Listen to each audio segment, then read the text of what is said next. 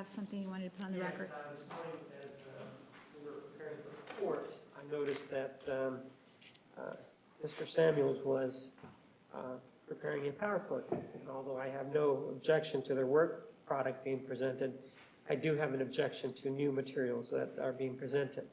I interviewed this individual, and prior to that interview, he provided a report based on his findings of the clinical interview with the defendant, as well as the testing interview that he conducted with the defendant.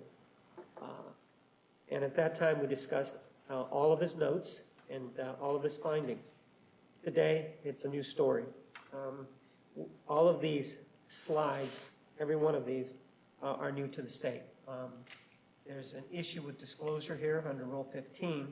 I'm sure this is not something that was done overnight, and I'm sure this is something that could have been provided in advance of this. But I will specifically designate the slides for the court and my objection to it. Specifically, one of the things that he talks about, or the first slide, is a cross-section of the brain. Mr. Samuels is a psychologist, not a psychiatrist or a medical doctor. He never indicated to me that he had any training in any sort of issues related to the brain. Now he's bringing a cross-section of the brain. I don't know exactly what he's going to say as it applies to the defendant, and that's the problem. The second slide involves a Time magazine article, and it's titled, "Your Brain Under Fire." I don't know how that is relevant, what somebody in Time magazine thinks about your brain under fire, but it's also hearsay, and I do believe it would be unreliable. I did not read the article. The constraints of time did not allow me to even assimilate exactly what it was saying. Number 3 is a slide from a quote from Time magazine from an article dated January 28, 2013, in which it says something like, "Your brain under fire." Again, I don't see the relevance to this case, what somebody in Time magazine may have written. And if they were going to use it, certainly they should have disclosed it. Number 4, and there's a slide about PTSD, something like that, mentally something or other, and it's written by a PhD. I didn't even have time to write down the whole section of it, but it's, again, new material that was available before. Somehow they've chosen to hide it and present it in a somewhat surprised manner today. Number 5 is a slide involving something called intrusive memories. It's an article. And again, this was not disclosed. I don't know exactly what it says because I didn't get a chance to meaningfully read it. Number 6, it talks about correlation or something like that, a victim-offender relationship. And then he starts talking about 2 types of homicide, instrumental and expressive. These were never mentioned by this individual when we conducted the interview. What he did indicate as part of his report was that he believed that this was not a premeditated act and that it was in self-defense. Of course, the court has already ruled that he cannot express those views, and now he's talking about something called instrumental and expressive homicide, something that's totally new, something that's new to the table here, and clearly it's just unfair to expect the state to just look at that and somehow be able to respond to that. Number 7, 8 and 9, and maybe 10, all talk about this instrumental and reactive homicide, or these 2 types of homicide. Obviously, he feels that he needs to define them for the jury. I don't know what the definition of instrumental or reactive is, but number 7 is a definition of both instrumental and reactive. Number 8 talks about purely reactive homicide. Number 9 is purely instrumental homicide. And number 10 talks about instrumental and expressive homicide as it applies to Finland, or a Finnish study that was conducted. Again, none of this has been disclosed to the state. The next slide that he has indicates its violence and personality disorders. And I don't know who authored that. I was writing quickly, but again, if he was going to hang his hat on this, he should have told us about it. The report is clear that this doctor opines that what the defendant had And his opinion is that the defendant suffered from post-traumatic stress disorder at the time of this killing. And it involved a certain stressor that triggered this post-traumatic stress disorder. Now we're talking about totally different things, and it appears that this opinion has been tailored to maybe perhaps conversations that this individual may have had with the defendant recently. And the reason that I say that is that his report was completed back on June 21 of 2010, and I do know that as recently as of December of last year, he was still visiting the defendant. So it appears that maybe, I don't even know what he was thinking at that point. So number 13, it talks about amnesia and crime and dissociative amnesia, something he didn't talk to me about. 14 is transient amnesic syndromes, again, nothing that he discussed with me. And then 15 is transient global amnesia, and these all have the text of this particular idea that he wants to express. So it's not that it hasn't been in written form. It's not that they couldn't have turned this over to me. It's just that they waited till the morning of court. And number 16, which is the last one I believe, talks about the stressed hippocampus, something about synaptic plasticity and cost memories, something like that. I object to all of those. He has a report. I interviewed him with regard to that report. Now he comes in with something totally new and different. Not only does he come in with something new and different, but he comes in it in PowerPoint form. And the reason that's particularly egregious because that took some time to put together, and that's been available for some time. If we were to look at the other side of the coin, and, for example, my expert, Janine DeMarte, were to come in here with a PowerPoint in which she had totally changed what she had talked about, and at that point, I guess I could say we can only imagine what would happen if I were to say to the court, well, they can just look at it minutes before this and, take a look at it and see if there's anything new there, let's just go forward. My view with regard to this presentation is that he has changed it. We arrive here after having interviewed him, and that's the purpose of the interview, so that we know what he's going to say. If he's going to change something, there is a duty to tell us about it, and I think that they have forsaken that duty. There's a violation of Rule 15, and I have no problem with him testifying, but I do have a problem to this PowerPoint and any new opinions that he may come up with. So I would object to that. Ms. Wilmot. Well, Judge, when the state says he has no objection to Dr. Samuels testifying, but yet he objects to the PowerPoint, what he's saying is he objects to his testimony altogether. My guess is because it is actually helpful for Ms. Arias, and that's what the objection is coming from. All of these PowerPoint slides are something that is used to explain to the jury what Dr. Samuels is talking about. He is an expert. He has an expertise above and beyond what this jury, a typical jury, would understand because he is a doctor. So what these slides do assist the jury in understanding his expertise. Nothing is new. I can avouch to the court that this PowerPoint was completed this morning prior to coming to court. So that's why I'm more than happy to have him review them again, and he can take as much time as he wants. With regard to the actual opinions, Dr. Samuels is not changing his opinion at all. His opinion will be, and as it was in the report and during the interview when the state interviewed him, is that Ms. Arias suffers from PTSD. That is not changing. When he's talking about the picture of the brain and his objection to the picture of the brain, because he says that Dr. Samuels is a psychologist and therefore has no training in the brain, I think any psychologist out there would probably object, including his own Dr. DeMarte, because that's what psychology is the study of the brain. So to be able to claim that Dr. Samuels is somehow not an expert and unable to explain the different parts of the brain and how they work and how they affect actions or memories is ridiculous. The picture of the brain is talking specifically about the amygdala and the hippocampus and how memories are formed. During his interview and in the report, Dr. Samuels talks about Ms. Arias suffering from a dissociative state. In other words, she is complete denial about what happened. She's not dealing with her feelings. She doesn't have a memory of what happened. He talks about those memory gaps. The picture of the brain is there to assist the jury so that Dr. Samuels can explain to the jury why that might happen. And since the state on cross really went into the fact that Miss Arias seems to have some kind of a mental problem because she can't remember things, it's incumbent now upon the defense, especially for Dr. Samuels, to be able to point to the brain and say there are physiological reasons why people don't remember things in high-stress situations. And that's what Dr. Samuels needs the brain for, so that he can actually show the jury the parts of the brain that affect memory.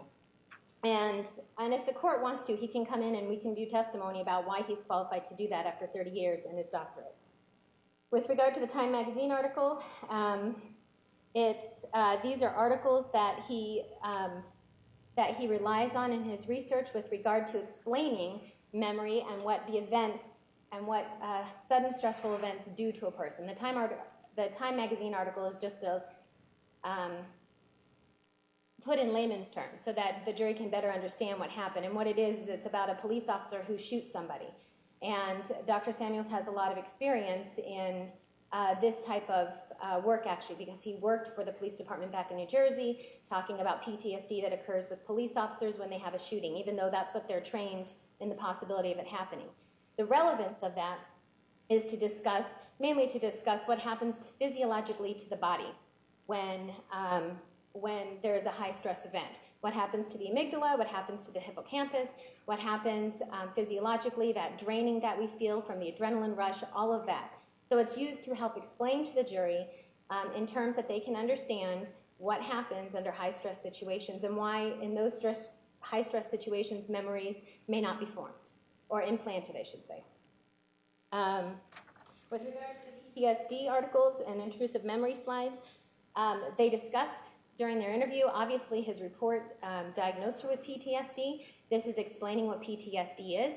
These are articles and research that are well relied upon in the scientific community, so he is allowed to discuss it. He is allowed to rely on those articles, being an expert under 702. So that is nothing that is disallowed. The slide is just so that he can help explain it to the jury. It's meant for an instructional explanation to the jury. And again, the jury's not going to get it. They're not going to have it back with them, so it's not like it's going to be confusing to them. It's just the opposite. And because he's an expert, it's not hearsay, because it's something that he relies upon in the scientific community. With regard to the slides regarding instrumental and expressive, that was also disclosed in his interview. He mentions, Dr. Samuels specifically talks about the fact that based on his training and experience, he believes that this was an unplanned crime, that this is not something that was pre-planned or premeditated. That has since been not allowed to be discussed. I'm not going to ask him that. But his reasoning for that, which, Mr. Martinez did not ask him during the interview, and we don't need to give him a roadmap of what he needs to ask. But based on his training and experience, the reason why he can say that is because there's research with regard to instrumental crimes and expressive crimes. Instrumental crimes are crimes that are premeditated. There is a goal to do something, and if somebody gets in the way of your goal, then a homicide occurs. Expressive crimes are typically more violent, and they are also more spur-of-the-moment type crimes. There's no thinking ahead of time. A lot of times, these types of crimes, there's been a lot of research which Dr. Samuels is relying upon in the scientific community to talk about these two different crimes and how they relate to crime scenes. So typically in premeditated crime scenes, you don't see as much of the violence, you don't see the melee, the craziness. In expressive crimes, you tend to see the craziness. That's ultimately how he gets to his opinion with regard to why he believes that this was not a premeditated crime. I'm not going to ask him that opinion. He knows not to go into it. But he can certainly talk about the different types of crimes in the research that goes into the types of crimes and the crime scenes and what the research tells us. It's not an opinion, it's just research that he's explaining. With regard to the one slide with regard to personality disorder, he's not changing his opinion. He's not going to say that Miss Arias is suffering from some different personality disorder. It's just it follows on the explanation of the expressive crimes versus instrumental crimes and how there's a link to different personality disorders associated with these expressive versus instrumental. So again, it's just explanatory, and it goes to the research that he relies upon in the scientific community, that's well accepted in the scientific community. The Amnesia slides, dissociative amnesia, global, I think, amnesia. Those are all something that the state has been made aware of through their interview and through the report. The state full well knows in this interview and in speaking with Dr. Samuels during his interview that Miss Arias has no memory of what occurs and very vague memories of that after the shooting. That is something we've talked about for the past 18 days. So what those slides have to do with is the fact that that's actually consistent. Amnesia in somebody who experiences a high-stress situation like this can be expected, and it's not inconsistent to happen. So again, it's research that Dr. Samuels relies upon, that it's well based in the scientific community that he relies upon to talk about amnesia and to talk about the dissociative state and to talk about Miss Arias' actions afterwards and why she can't remember certain things. That's something that went into by the state on cross ad nauseum. And so certainly at this point, because it's already been noticed in his report, they talked about the dissociative state, it's something that this is being used to explain to the jury the science behind it, basically. And that's what a doctor does. That's what an expert does. They explain the science behind it. Other than that, Judge, I take issue with the fact that the state claims that this is a last minute, we're trying to hide something. He interviewed Dr. Samuels a long time ago. Nothing is new. When did you interview Dr. Samuels, Mr. Martinez? July 19th, 2011. Ms. Wilmot, is it your position that Dr. Samuels has not changed his opinion since that date? That's correct. He has not. Mr. Martinez? Well, that's true that he hasn't changed his opinion. He still wants to bring in through the back door that this was a non-premeditated crime by now couching it in terms of instrumental and expressive. You've specifically precluded them from doing that. And so how is it that we are now going to allow him to testify about anything such as instrumental? In other words, he's going to, by what I hear, he's going to say, oh, based on my looking at this scene, based on my speaking to the defendant, I can now say that this was not an instrumental crime. It wasn't pre-planned. It was unplanned, which goes to the ultimate issue of fact and invades the province of the jury. You've already ruled that that issue does not come in. So under any circumstances, whether or not there has or hasn't been disclosure, this issue involving the instrumental versus expressive crime issue should not be allowed. The other items, if she says that, for example, that this is something that I've known about, I certainly have known about the fact that she has this or has claimed that she has amnesia. There's no reason why he can't say it. There's no reason why he can't explain it. Why do we need to read it? If they were going to do that, they could have just provided it to us so that I could go back, for example, and take a look at whatever article he's talking about. How am I going to be able to all of a sudden drop everything, go take a look at whatever this article says so that I can then turn around and cross-examine him on that? That's the unfairness of that issue. And it may be that that is the opinion.